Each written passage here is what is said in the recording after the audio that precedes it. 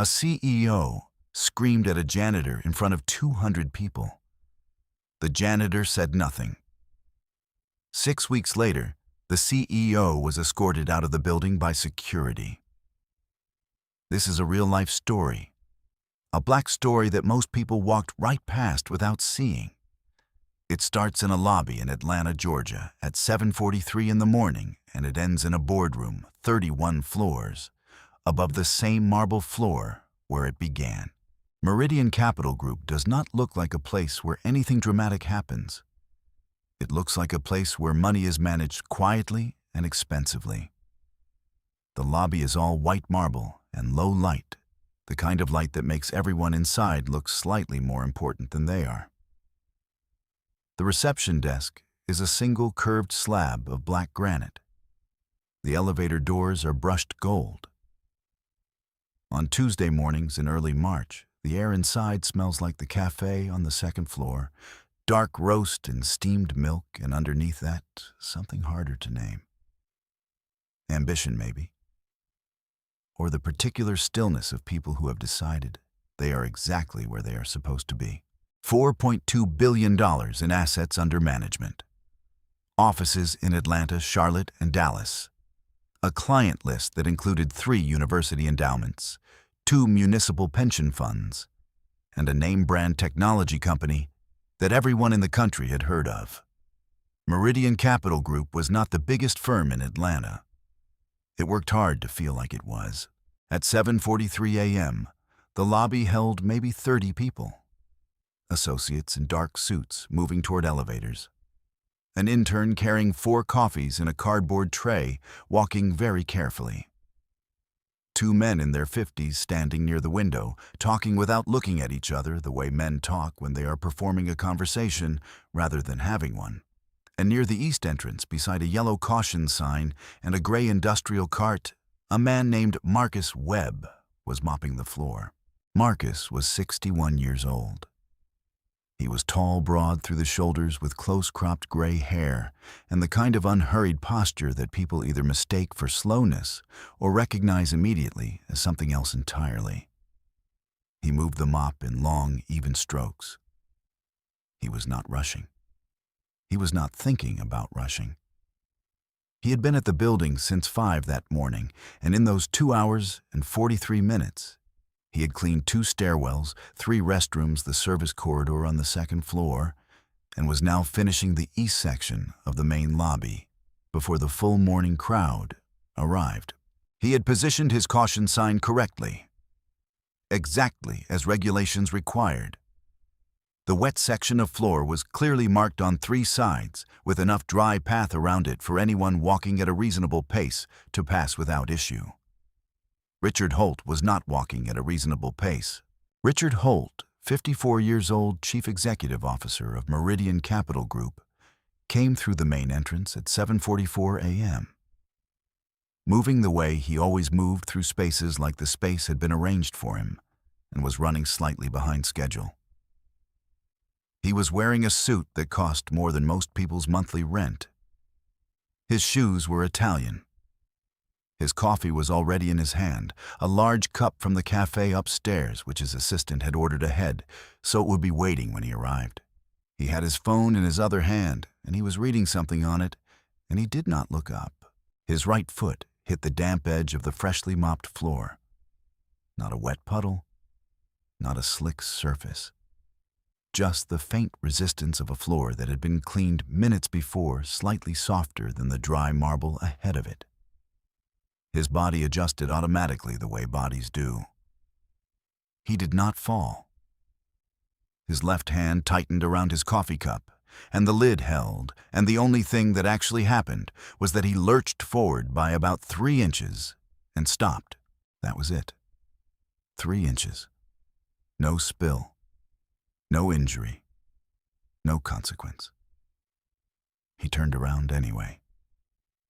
He looked at Marcus the way some people look at a door that has inconvenienced them, not like a person, like an obstacle that should have known better.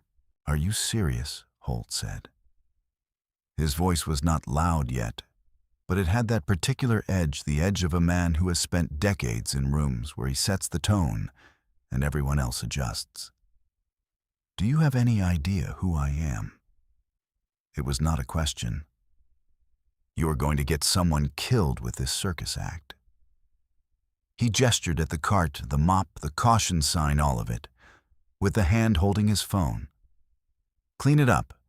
Actually, just go. Go somewhere I don't have to look at you." The lobby had gone quiet, the way lobbies go quiet when everyone is pretending they are not listening. Marcus did not move. He did not step back. He did not look down. He stood with both hands on the mop handle and looked at Richard Holt with an expression that was very difficult to read, because it was not anger, and it was not fear, and it was not the careful blankness of someone suppressing both. It was something quieter than any of those things. Patient, maybe. Or more precisely, the expression of a man who had already decided something and was simply waiting for the moment to arrive. He said nothing. Behind the reception desk, 20 feet away, a young woman named Priya Anand had her phone out before she fully understood why. She was 26, had been working the front desk at Meridian for 14 months, and had 14,000 followers on Instagram, mostly people who knew her from college and a cooking series she had done the previous summer. She was not a journalist. She was not an activist. She was a young woman who had just watched her company's CEO speak to another human being like he was a stain on the floor. And her thumb had moved to the live button, the same way your hand moves toward something hot instinctively before your brain has finished forming the thought. The stream was live. The counter read 12 viewers, then 30, then within the next 90 seconds, 240. Richard Holt had already turned back toward the elevator. He pressed the button. He looked at his phone. He took a sip of his coffee. He did not look at Marcus again. Marcus watched him go. Then Marcus looked down at his mop. He resumed his work, long, even strokes, moving with the same unhurried precision as before. The caution sign was still exactly where it was supposed to be. Have you ever watched someone get spoken to like they were furniture and felt rage building in your chest because they just didn't react? Not because they were afraid, not because they had no choice, but because they were the only person in that lobby who already knew how the story ended. Nobody in that lobby knew his name. That was the first thing the other janitors on the crew noticed about Marcus Webb when he started 11 months ago. Not that he was quiet, plenty of people are quiet. Not that he kept to himself, that was practically a job requirement. What they noticed was that people looked through him the way people look through windows. He was there. He was visible. He simply did not register. Jerome, who had worked the morning shift at Meridian for 6 years, said later that Marcus was the most deliberate person he had ever seen hold a mop. Not slow, deliberate. There is a difference. Every movement had a destination. Every task was completed before the next one began. Jerome had offered to show Marcus the faster route through the second-floor corridor on his first week, the shortcut most of the crew used to save 8 minutes on the morning run. Marcus had thanked him, learned the route, and then continued doing it at the longer way. When Jerome asked why Marcus said the longer route let him check the stairwell exit signs, Jerome had worked that building for 6 years and had never once looked at the exit signs. The building manager, a man named Phil Garrett, had offered Marcus a shift supervisor position after 4 months. The pay was better. The uniform was different, a polo shirt instead of the gray work shirt, a small thing that meant something in a building like this. Marcus declined. He said he was comfortable where he was. Phil assumed it was about the hours. It was not about the hours. What Phil never noticed, because why would he, was the watch on Marcus's left wrist. It looked like nothing. A Casio G-Shock, black and utilitarian, the kind of watch that costs $49 and takes a beating and keeps running. Marcus had worn it every day since the first week. It had a built-in data logger, a feature most people who buy G-Shocks never use. Marcus used it. What Phil also never noticed was the worn leather portfolio tucked beneath the paper towel rolls in Marcus's cart. Not a notebook. A portfolio, the kind with a zipper and internal pockets and a loop for a pen. It had his name embossed on the lower right corner in small letters, faded now, but still legible. M. Webb. Inside the breast pocket of his gray uniform, folded once, was a single sheet of paper. What was written on it, nobody in that building knew. Not yet. This is the thing about Richard Holt. He was not a villain in the way that stories sometimes need their antagonists to be. He did not twirl anything. He did not sneer. He coached his daughter's soccer team for 3 years when she was in middle school, and he had been genuinely good at it. He gave meaningfully to 2 Atlanta-based charities and showed up in person when they asked him to. His assistant of 11 years, a woman named Gloria, said without hesitation that he was the best boss she had ever had, and she meant it. He simply did not extend that version of himself to everyone. At the cafe on the 2nd floor, he ordered the same thing every morning, and the woman who made it knew his order before he reached the counter. He called her the barista. Not unkindly, just that. The barista, her name was Sandra. It was on her name tag. He had never read it. 2 years before the lobby incident, a delivery driver had rung the freight entrance buzzer instead of the service bell. An easy mistake.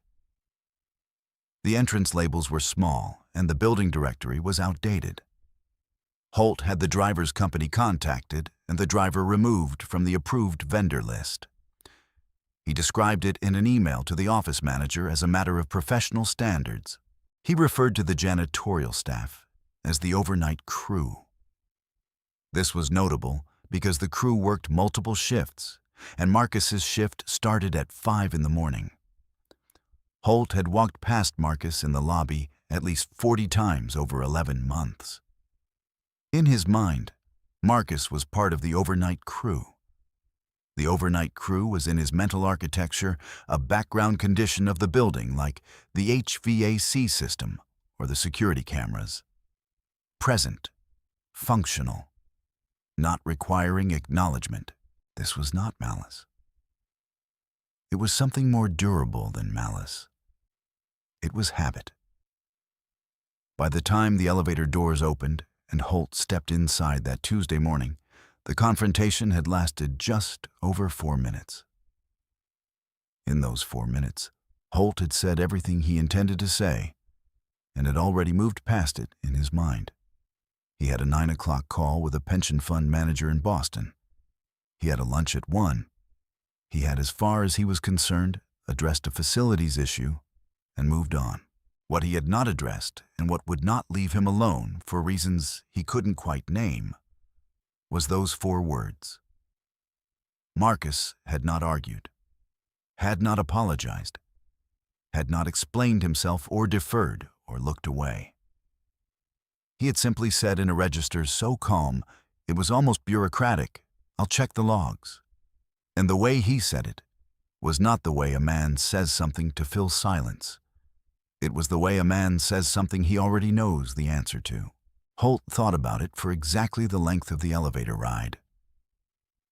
Then the doors opened on 31, and he walked to his office, and the thought dissolved into the rest of the morning. At 7:51 a.m., Priya ended her live stream. The counter read 1,112 views. Her hands were slightly unsteady when she set her phone down on the desk. She told herself it was just office drama. She told herself it would blow over. In the lobby, Marcus looked at his G-Shock. He drew the small moleskin notebook from his breast pocket, uncapped a pen, and wrote 3 lines.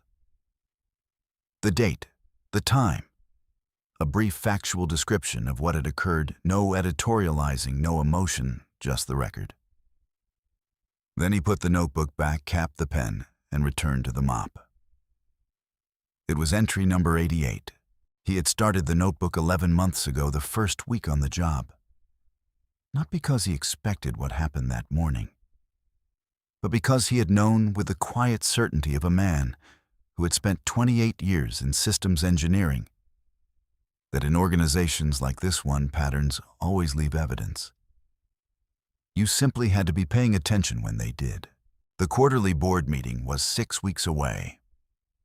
Agenda item 4 was the renewal of the facilities management contract, the contract held by Web Facility Solutions, LLC, the company that employed Jerome and the rest of the morning crew, the company whose registered agent was listed in the Delaware Business Database as Marcus D. Webb. That evening, Marcus drove home to his house in Decatur. It was a modest house on a quiet street, the kind of house that does not announce anything about the person who lives in it. He sat down at the kitchen table, which was covered in papers, arranged with the same precision he brought to everything else. There was a boarding pass stub near the left edge of the table, a trip to Dubai 2 months prior, the stub from the first-class cabin. There was a legal pad with handwritten notes, every entry dated and time-stamped. There was a laptop open to a secure investor portal, and on the screen, partially visible, was the Meridian Capital Group logo. He picked up his phone and made one call. When the other person answered, Marcus said, "Carl, it's Marcus. I think it's time set up the meeting." He listened for a moment. He said yes. He said next week is fine. He ended the call. He closed the laptop. He carried his dishes to the sink and washed them. He turned off the kitchen light. He went to bed. The world did not wait for morning. By the time Marcus turned off his kitchen light, Priya's video had already moved beyond the people who knew her. A food blogger in Buckhead shared it with the caption, "This is Atlanta, by the way."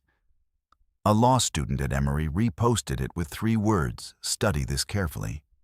A woman in Chicago, who had nothing to do with any of it, watched it 4 times in a row and sent it to 11 people she knew. The internet does not sleep and it does not forget, and it has a particular appetite for the moment when a powerful man reveals exactly who he is in a lobby at 7:44 in the morning. By the end of day 1, the video had been viewed 1.3 million times. The comments on Meridian Capital Group's LinkedIn page ran to several hundred, and the company's social media coordinator, a 23-year-old named Tyler, who had been on the job for 4 months, did not know what to do with any of them. He sent 3 emails to the communications director before 9 in the morning. He did not receive a response until afternoon, and the response was 2 sentences. Do not engage. Escalate to legal. On day 2, the Atlanta Journal-Constitution ran a brief item online. 2 local television stations mentioned it during their morning segments. A reporter named Cassandra Bell from a third outlet called Meridian's Main Line and asked to speak with someone in public relations. The response she received, read from what was clearly a prepared statement, was that Meridian Capital Group was reviewing the matter internally and was committed to maintaining a respectful workplace for all individuals affiliated with the firm. Cassandra Bell asked a follow-up question. The line went quiet for a moment, and then the call ended. On day 3, Georgia Forward posted a 12-part thread on X, tagging 7 of Meridian's known institutional investors, including 2 university endowment managers and a municipal pension fund administrator in Charlotte. The thread did not use inflammatory language. It used the video, the public record of Meridian's vendor contracts, and 4 questions each, one specific. Each one the kind that requires either a real answer or a deliberate silence. 3 of the tagged organizations responded within hours to say they were monitoring the situation. 1 did not respond at all. 1, the Charlotte Pension Fund, forwarded the thread to its board's governance committee. Also on day 3, Dana Reyes called Marcus. She was the director of human resources at Meridian, 41 years old, careful and conscientious in the way that people who work in HR at private equity firms learn to be. She was not a bad person.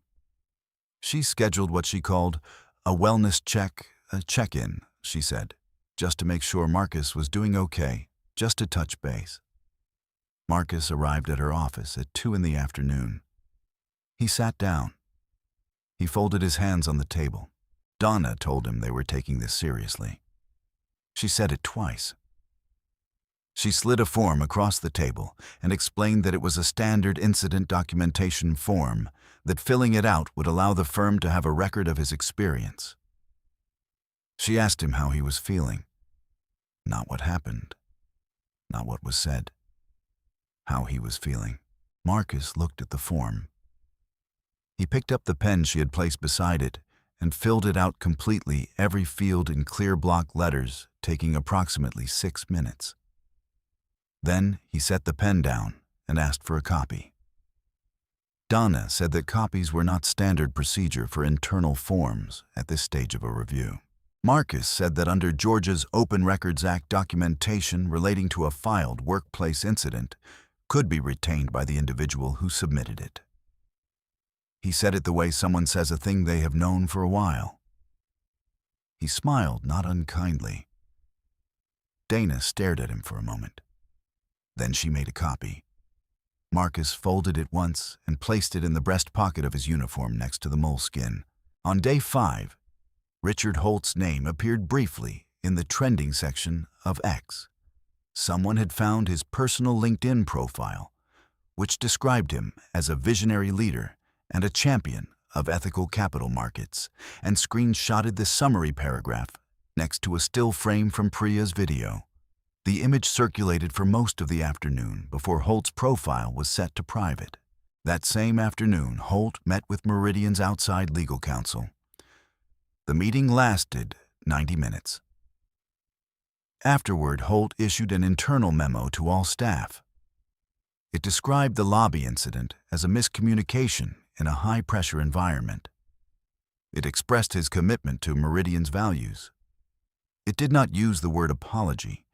It recommended that the janitorial scheduling protocols be revised to better reflect operational efficiency during peak building hours. Everyone who read it understood what it meant. Marcus was moved to the night shift, 11 at night to 7 in the morning. The reassignment was communicated through the facility's management contractor, not through Meridian directly. It was carefully arranged so that no fingerprints showed. Marcus received the reassignment notice, read it, and responded with a single line, confirming he understood the new schedule. He made a note in the moleskin. Entry number 91. On day 9, he arrived for his first night shift at 11 p.m. and was stopped at the building's side entrance by a security guard named Darren. Darren was 28, broad-shouldered, with the look of someone who genuinely did not want to be having this particular conversation. He had seen the video. Most people in the building had seen the video. He held his clipboard, and he did not quite meet Marcus's eyes when he explained that effective immediately, all contract service workers were required to badge in through the loading dock entrance, a new policy for building security purposes. Marcus looked at him for a moment. Then he said, "I know, Darren. It's not your call." Darren exhaled. He said, "Man, I'm sorry." Marcus said, "Do your job." He badged in at the loading dock. Before he moved his cart to the elevator, he took out his phone and photographed the new badge reader, the signage above it, and the entrance itself. He noted the date and the time in the moleskin. Entry number 92. Priya was called into her manager's office on day 11. The meeting was brief and not unkind. Her manager explained that the live stream had created complications related to Meridian's workplace recording policy, a policy that her manager acknowledged had not been widely communicated, but was nonetheless in the employee handbook. Priya was not threatened. She was not fired. She was simply made to understand that the post needed to come down. She deleted it that evening, sitting on her apartment floor with her back against the couch, and then she sat there for a while, doing nothing. The video already existed on 43 other accounts. A YouTube upload was sitting at 2.1 million views and gaining. The deletion changed nothing about what the world had already seen. What Priya did next, she did not tell anyone about at the time. She opened her email and spent 40 minutes forwarding herself screenshots.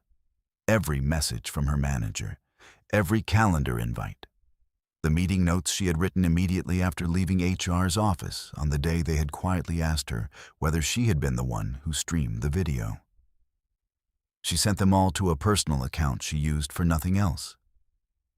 She sat back and thought, why am I the one who feels scared? She did not have an answer that night. She would have one later. On day 14, a letter arrived at the registered business address of Web Facility Solutions, LLC. It was from Meridian Capital Group's procurement office. The letter stated that due to performance concerns and scheduling irregularities identified in a recent internal review, Meridian was initiating a formal contract review process. The review would be completed prior to the firm's quarterly board meeting. The language was careful and bloodless, and it meant one thing. They were going to cancel the contract. Web Facility Solutions employed 23 people. Jerome, who had been cleaning that building for 6 years. A woman named Rosa, who took the number 12 bus from East Atlanta at 4:30 in the morning, 3 days a week. Men and women from the south side of Atlanta who needed the work and did it without complaint and had nothing to do with any of what had happened in that lobby on a Tuesday morning in March. That evening, Marcus's daughter called. Keisha Webb was 34 years old and had her mother's directness and her father's patience in roughly equal measure. She had been watching everything unfold from her apartment in Charlotte, tracking the video the news mentions the corporate memo that someone had leaked to a local blogger. She had not called until now because she knew her father and she knew he did not want to be managed. But the letter changed things. She said, "Daddy, let it go. It's not worth it. You worked too hard to let these people take what's left." There was a pause. Not the pause of a man who has not thought about this. The pause of a man who has thought about it so thoroughly that the answer has stopped feeling like a decision and started feeling like a fact. Marcus said, "Baby, they can't take what they don't know I have." Keisha was quiet. Outside, a car moved slowly down the street, its headlights crossing the kitchen wall. Marcus said, "Get some sleep." He told her he loved her. He hung up. He sat at the kitchen table for a while after that in the dark, with the organized papers and the laptop and the boarding pass stub and the legal pad, all of it patient and waiting around him. Then he opened the laptop, found the number he needed, and sent one email. The email reached Sylvia Grant at 11:47 p.m. She read it on her phone, sitting at the desk in her home office in Midtown Atlanta, still in the clothes she had worn to court that morning. She read it twice. Then she set the phone face down on the desk and sat for a moment with her hands flat on the surface in front of her, the way she did when she was thinking through something that required more than one kind of attention at once. Sylvia Grant was 53 years old and had been practicing securities and employment law for 26 years. She was a partner at Grant and Okafor LLP, which she had co-founded with her law school roommate in a 2-room office on Peachtree Street in 1999. The firm now occupied a full floor of a building 4 blocks from Meridian Capital Group. She had represented clients in matters involving 9-figure settlements. She was not easily impressed. She picked the phone back up and read the email a 3rd time. Then she typed 4 words back. "I'll call you tomorrow." She called him the next morning at 8. They spoke for 40 minutes. When the call ended, Sylvia Grant opened a new client file, typed the name Marcus D. Webb at the top, and began to work. On day 18 at 10:23 in the morning, Eleanor Marsh received a call on her direct line. Eleanor Marsh was 68 years old and had been the board chair of Meridian Capital Group for 9 years. She was not Richard Holt. That distinction mattered. Holt had built the firm's revenue. Marsh had built its structure, its governance framework, its compliance protocols, the architecture of accountability that made institutional investors comfortable placing their money with a mid-sized private equity shop in Atlanta. She was precise, patient, and constitutionally allergic to surprises. The voice on the phone was measured and professional. "Ms. Marsh, my name is Sylvia Grant. I'm a partner at Grant and Okafor LLP here in Atlanta, and I represent a client with a material interest in Meridian Capital Group. I have one question for you this morning. Are you aware that one of Meridian's facilities contractors holds an 8.3% indirect equity stake in the firm through a Delaware-registered holding company?" The line was quiet. Sylvia waited. She was good at waiting. "I'd suggest confirming that before your quarterly board meeting," Sylvia said. "My client would like the opportunity to introduce himself properly." Eleanor Marsh asked one question, the name of the holding company. Sylvia gave it to her. Elevation Equity Partners, LLC, registered in Delaware 14 months ago.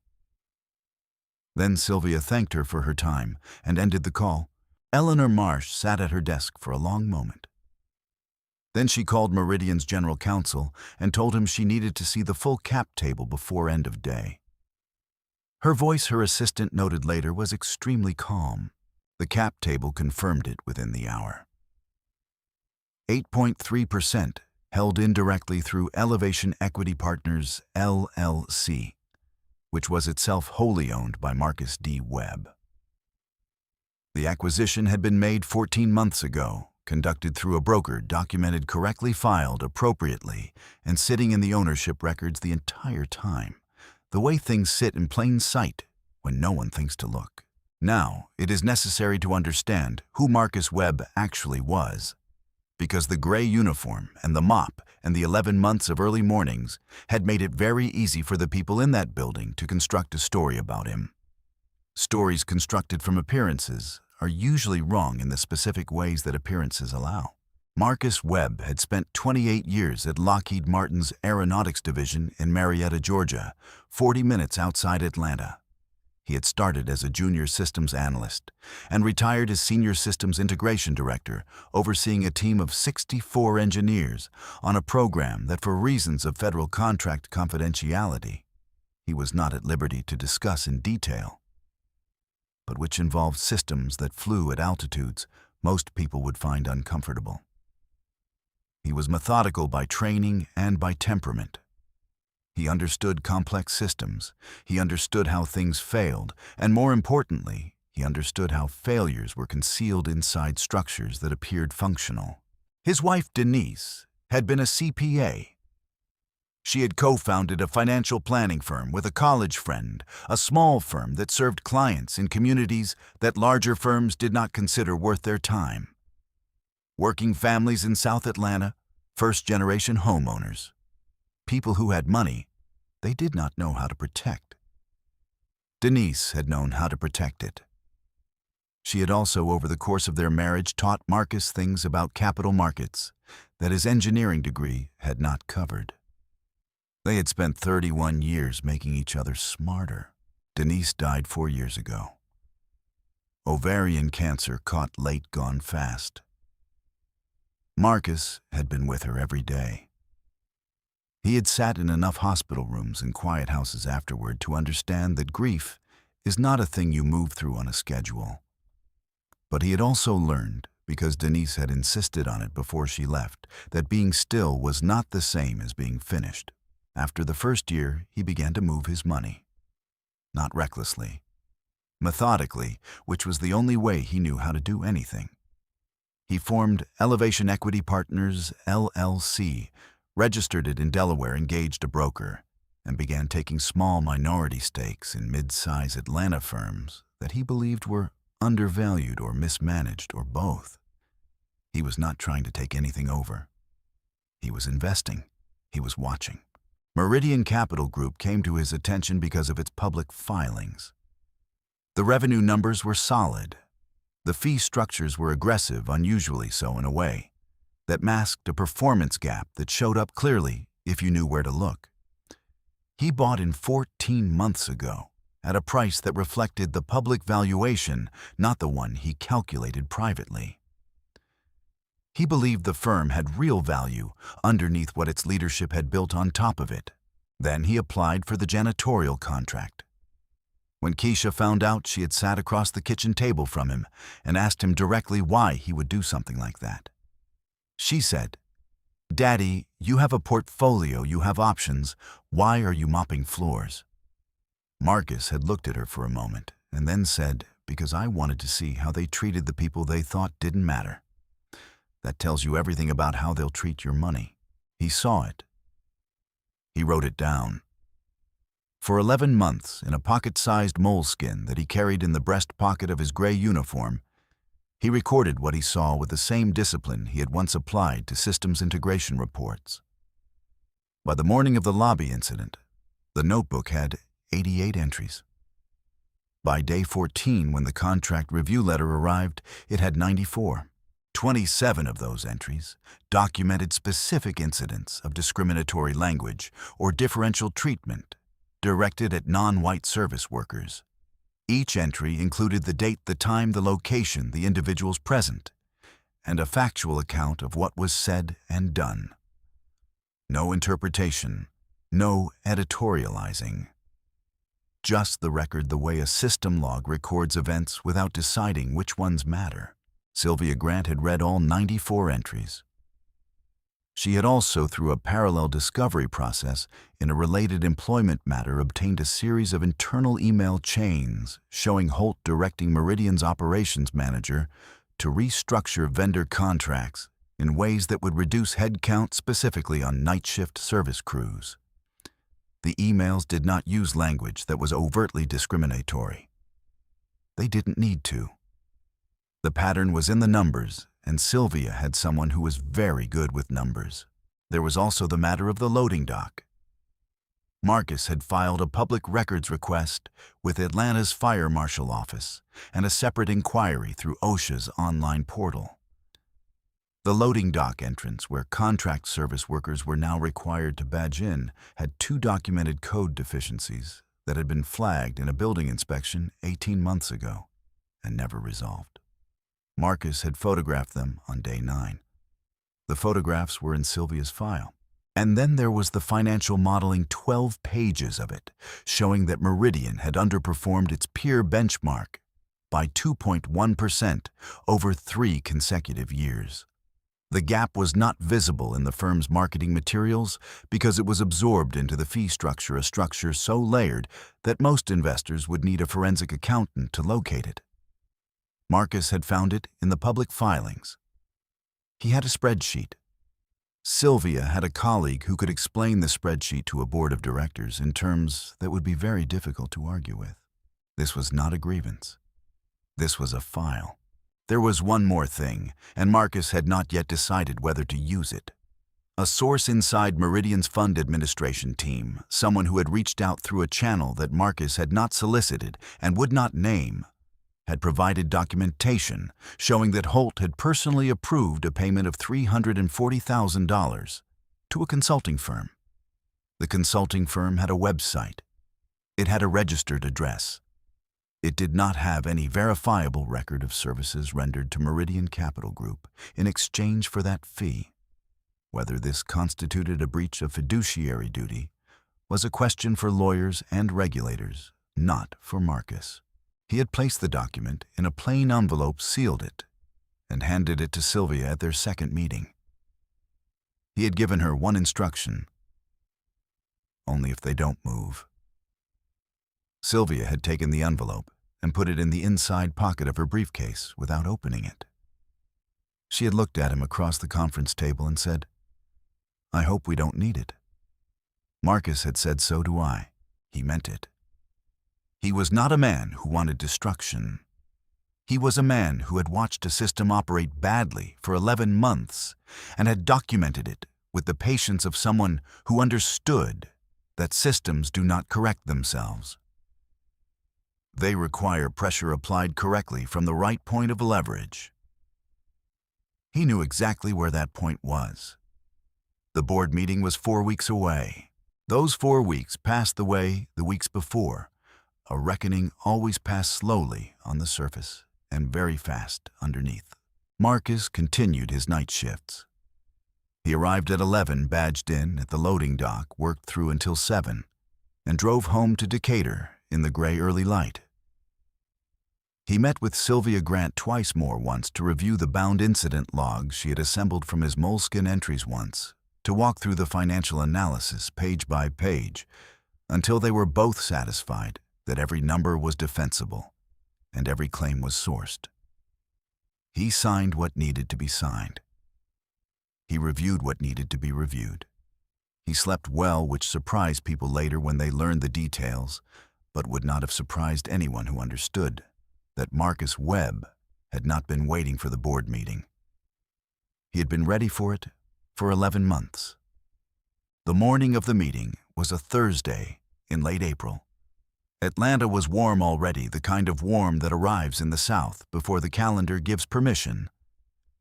And the light coming through the floor-to-ceiling windows of Meridian Capital Group's 31st floor boardroom was gold and flat and very clear. The room held 10 people when the meeting opened. 10 board members, leather folders at each place, coffee service at the credenza along the west wall. The low hum of the building's climate system filling the silence between words the way it always did. Richard Holt sat at the head of the table in a dark suit, his posture the posture of a man who has run this meeting 30 times and expects to run it 30 more. He had been briefed by legal on the equity situation. He had been told that Eleanor Marsh had invited a stakeholder to address Agenda Item 4. He had decided in the way that certain men decide things that he was not concerned. Eleanor Marsh opened the meeting at 9 o'clock precisely. She moved through the first 3 agenda items with the efficiency of someone who had decided before she sat down that they were not the point of the morning. Financial review, compliance update, personnel matters. She spoke, others responded, notes were taken. At 9:41, she set down her pen and looked at the room. Agenda Item 4, she said. Facilities contract review.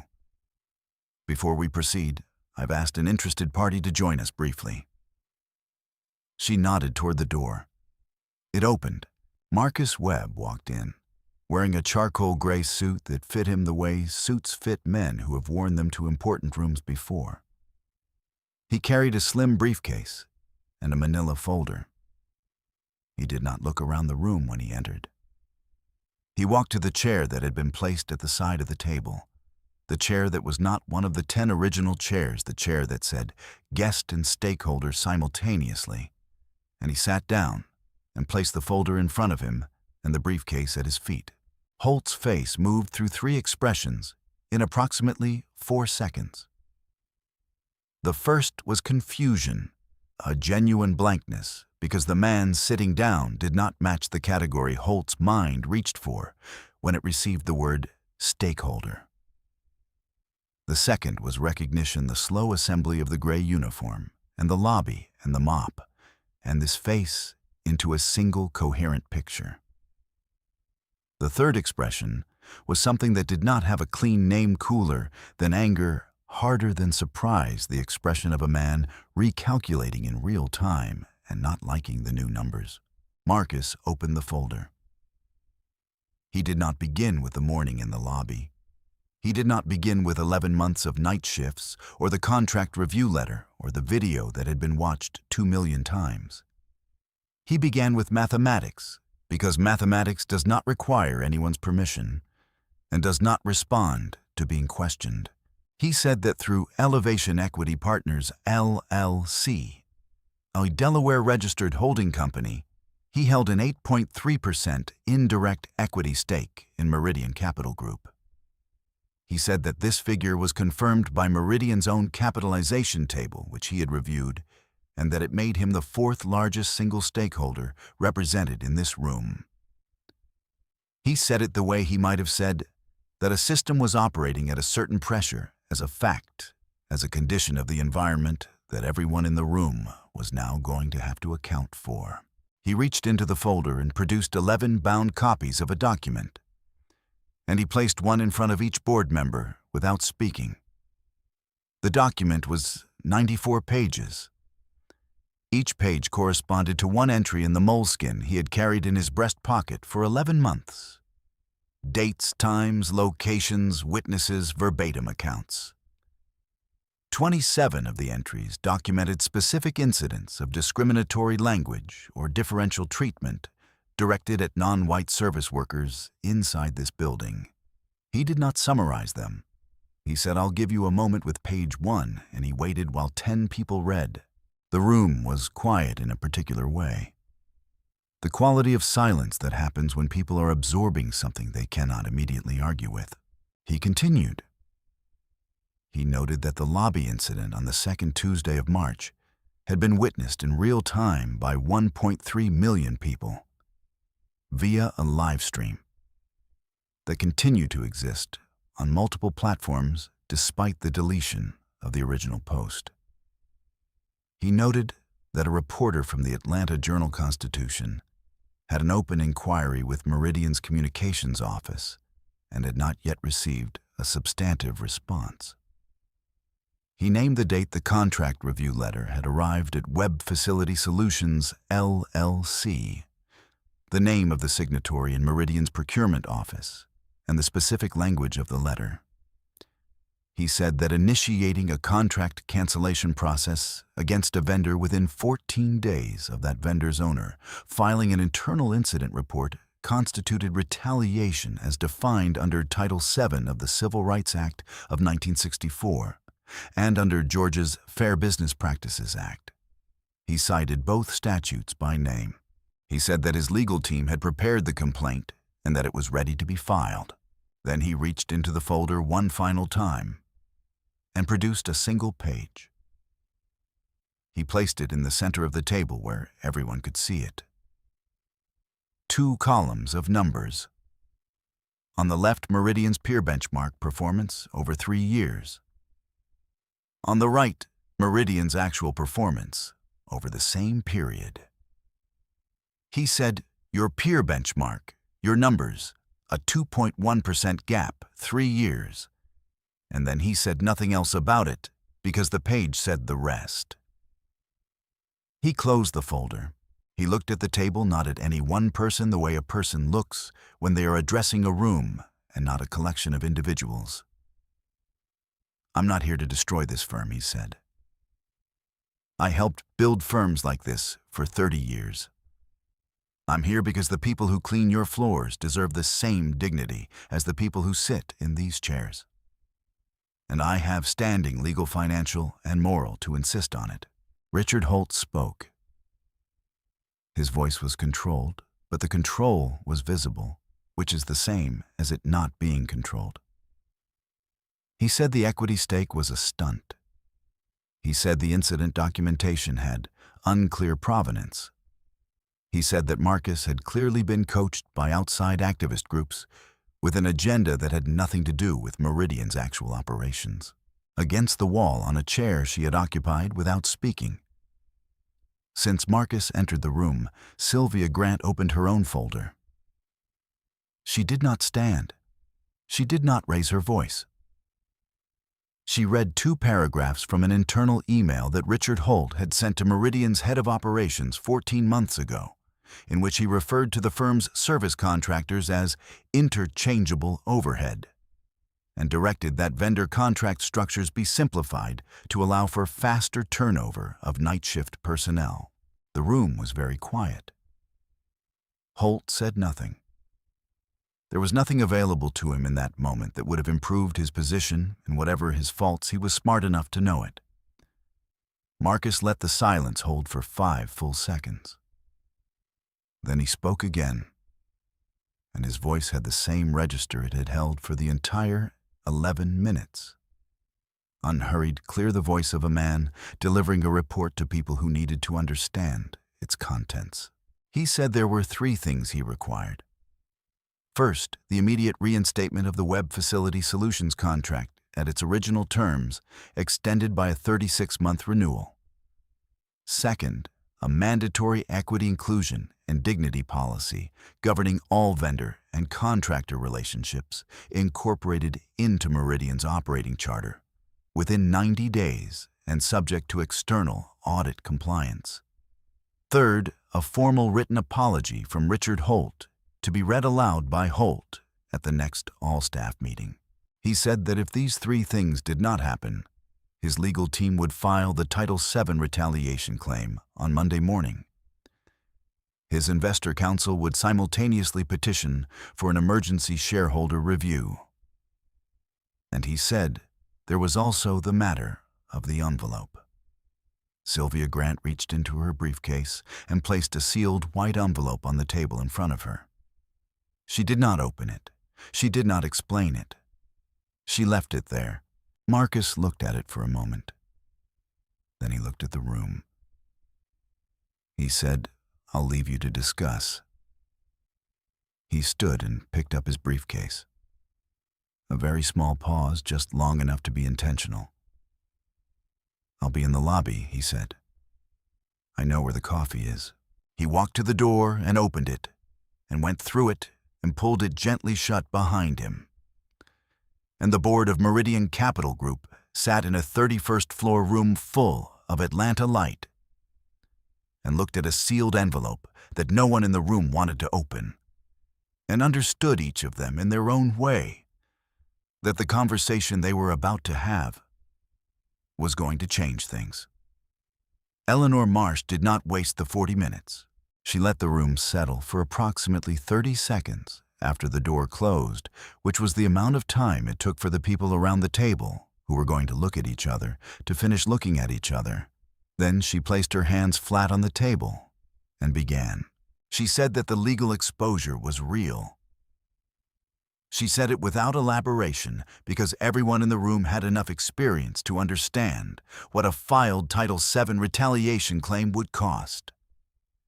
Not just in legal fees, which were manageable, but in discovery and deposition in the particular kind of institutional visibility that firms like Meridian spent considerable energy avoiding.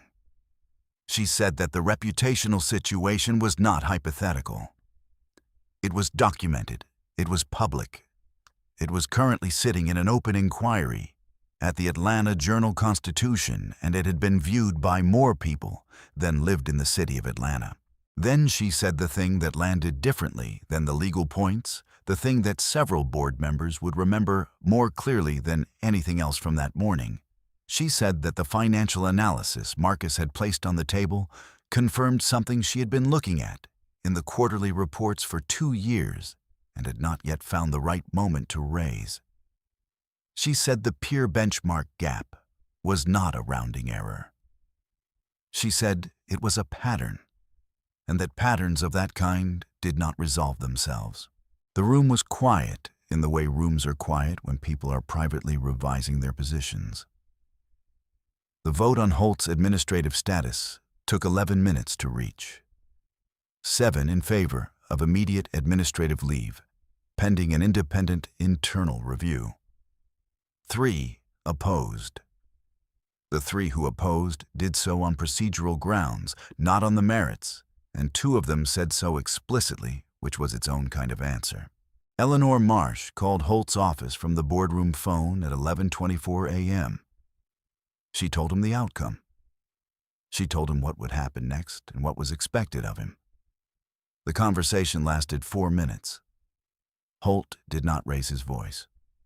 He asked 2 questions, both procedural. He thanked her, which was the strangest part, and hung up. At 2:15 that afternoon, Richard Holt walked through the lobby of Meridian Capital Group with a cardboard box and 2 members of the building's security team, walking at a respectful distance behind him. He wore the same dark suit he had worn to the board meeting. He looked at the elevator doors. He looked at the main entrance ahead of him. He did not look at the reception desk where Priya sat with her eyes on her computer screen and her hands very still on the keyboard. He did not look at the east corner of the lobby where the morning cleaning shift had already ended and the floor was dry and unmarked. He walked out the front entrance and did not come back. 3 weeks later, Meridian held its quarterly all-staff meeting in the main conference hall on the 4th floor. 248 employees. The room was fuller than usual, which everyone understood and nobody acknowledged. Eleanor Marsh stood at the front and conducted the meeting in her usual manner, direct and without performance, moving through operational updates, before arriving at the item that everyone had come to hear. She said that she had been asked to read a statement on behalf of Richard Holt, who was not present. She put on her glasses. She read. The letter was 4 paragraphs. It acknowledged that the lobby incident had occurred. It used the phrase regrettable lapse in professional conduct. It expressed in language that had clearly been reviewed by at least 2 attorneys, something in the approximate vicinity of remorse. It did not say the word sorry in any of its 4 paragraphs, but it gestured toward the concept from a careful distance. The room received it in silence. A reporter from a local outlet caught Marcus outside the building afterward and asked what he thought of the apology. Marcus considered the question for a moment. He said an apology is a beginning, not an ending. I'm more interested in what happens Monday morning. What happened Monday morning and the Monday mornings after that was the part of the story that most people who shared the video never learned about. It was less dramatic and more durable than anything that had happened in the boardroom, which is usually how the things that actually change institutions work. The settlement agreement finalized over 6 weeks of negotiation between Sylvia Grant's team and Meridian's outside counsel contained 5 specific and binding commitments. The first was the Meridian Dignity Standards Policy, a 12-page document governing the conduct of all permanent Meridian employees in their interactions with contract and vendor workers. It included a named internal reporting mechanism, a guaranteed 48-hour response window for any submitted report and language that made retaliation against a reporting party a terminable offense. It was written into the firm's operational policies and could not be amended without a 2/3 board vote. The second was the creation of an independent contractor ombudsperson, a new role filled by an external hire with no prior relationship to Meridian reporting, directly to the board's audit committee and not to HR. The distinction mattered. Reporting to HR meant reporting to the institution. Reporting to the audit committee meant reporting to the people whose job was to find what the institution preferred not to find.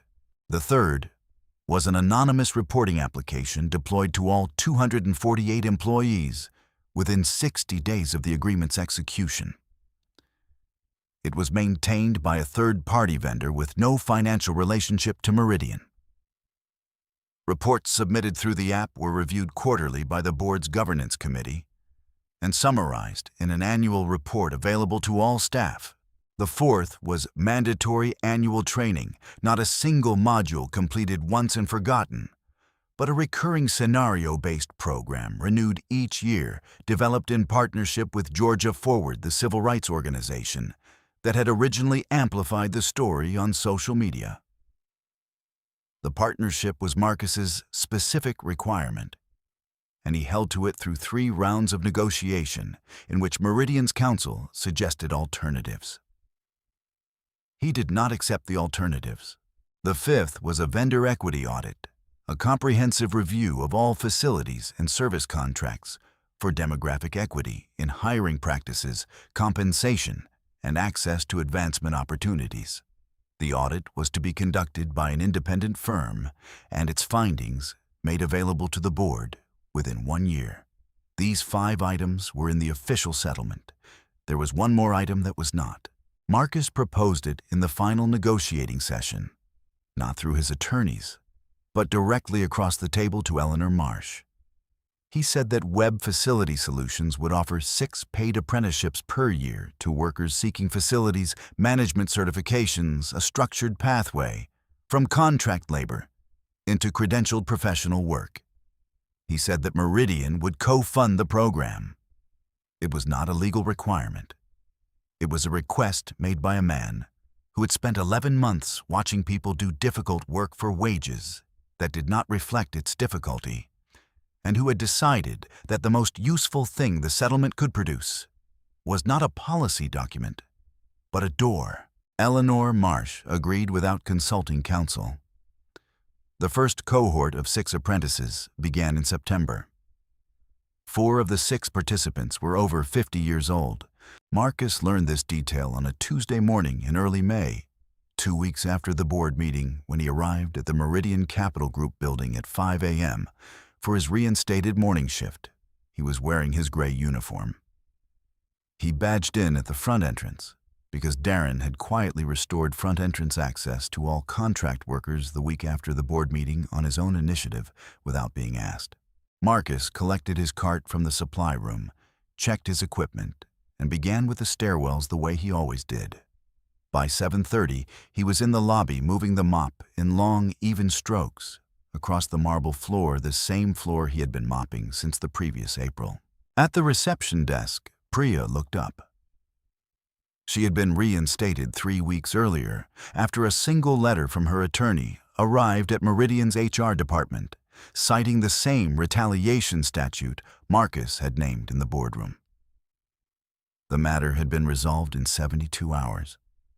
She was back at her desk. Her name tag said Priya. It had always said Priya. She saw Marcus, and she started to say something. She had been thinking for 2 weeks about what she would say when she saw him turning different sentences over, trying to find one that was adequate to what she felt, which was a complicated mixture of relief and guilt and something that did not have a clean name. For the feeling of having witnessed something important and not been sure in the moment whether witnessing was enough. Marcus looked at her.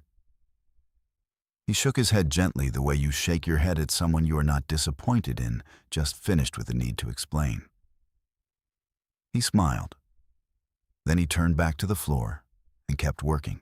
The lobby smelled like fresh ground coffee and something that had not been there before. Something harder to name than ambition, something that felt if you stood there long enough like the particular stillness of a place where the right thing had finally been done quietly without applause by a man in a gray uniform who already knew how the story ended.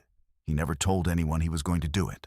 That was the detail that stayed with people long after the board meeting, after the settlement, after the video finally stopped circulating, and the news cycle moved on to other things. Marcus Webb had spent 11 months inside a system that could not see him, and he had used that invisibility the way an engineer uses a constraint, not as a limitation to overcome, but as a condition to work with. He had not announced himself. He had not warned anyone. He had simply shown up every morning at 5 and done the work and written things down. 3 television producers reached out through Sylvia Grant's office in the weeks after the story became public. 2 journalists from national outlets requested sit-down interviews. A book agent sent a letter to the registered address of Elevation Equity Partners, LLC. Marcus declined all of it. He was not unappreciative. He simply did not believe that the point of what he had done was to become the story. The point of what he had done was to change something specific in a specific building for specific people who needed it changed. He did accept one invitation. A podcast called Built Different, run out of a home studio in West Atlanta by a 24-year-old named Jasmine Cole, who was 6 months into building her first company and had found Marcus's story the same way most people did on her phone late at night, unable to look away. She sent a handwritten letter to Sylvia Grant's office. Marcus read it twice and called Jasmine the following Tuesday. They recorded for 2 hours. Jasmine asked good questions, the kind that came from genuine curiosity rather than a prepared list, and Marcus answered them the way he answered most things, directly, without embellishment, with occasional pauses that were not uncertainty, but precision. Near the end of the conversation, Jasmine asked him what he had wanted people to take from all of it. Marcus was quiet for a moment. Then he said, I wasn't trying to be a symbol. I was trying to be a standard. There's a difference. Jasmine nodded. She understood the difference. She put it in the episode title. Marcus continued to hold his 8.3% stake in Meridian Capital Group. He attended the next quarterly board meeting as an observer, sitting in the same chair that had been placed at the side of the table 4 months earlier. And he took notes in a new moleskin, a different color from the gray one. And the notes he took were the notes of an investor monitoring a firm he believed in, conditionally watching to see whether the changes that had been written into policy would also be written into practice. The G-Shock was still on his left wrist. He had not replaced it. He saw no reason to. The people around Marcus changed in ways that were real and uneven and did not resolve into clean lessons, which is how change actually works when it works at all. Priya Anand left Meridian 4 months after her reinstatement, not because she was pushed out, but because what she had lived through had reoriented something in her understanding of what her work could be. She took a social media consulting role at a nonprofit focused on labor rights in the service sector. She also started an Instagram account separate from her personal one, documenting what she called ordinary workplace courage stories of people who had done small, brave things in workplaces that made bravery difficult. Within 8 months, the account had 91,000 followers. She did not consider herself an influencer. She considered herself a witness, which was the thing she had been in the Meridian lobby on that Tuesday morning, and which she had decided to keep being on purpose. Darren, who had apologized to Marcus at the loading dock on day 9 with the sincerity of a man who knew he was part of something wrong and could not yet see his way out of it, was promoted to head of building security 6 weeks after the new management structure took effect. One of his first acts in the role was to implement a standardized check-in process for all building visitors and contractors conducted at the front entrance with the same procedure for everyone. He did not make an announcement about it. He just changed the process. The loading dock returned to being a loading dock. The 23 employees of Web Facility Solutions received a 7% wage increase under the reinstated and renewed contract.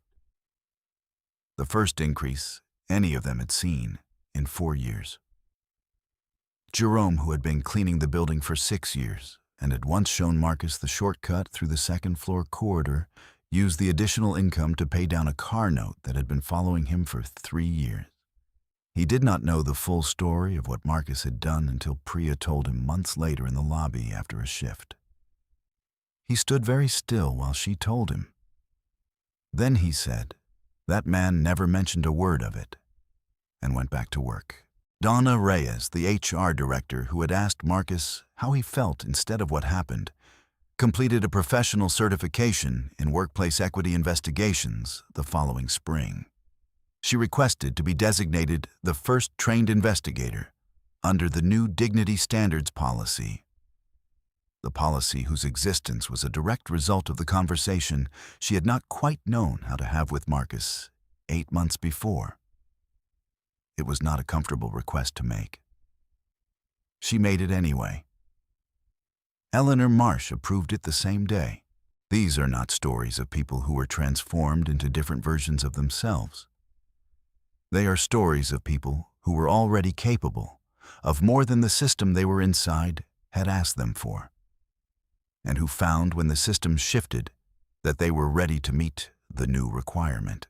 The EEOC receives more than 67,000 race-based workplace discrimination charges every year in the United States.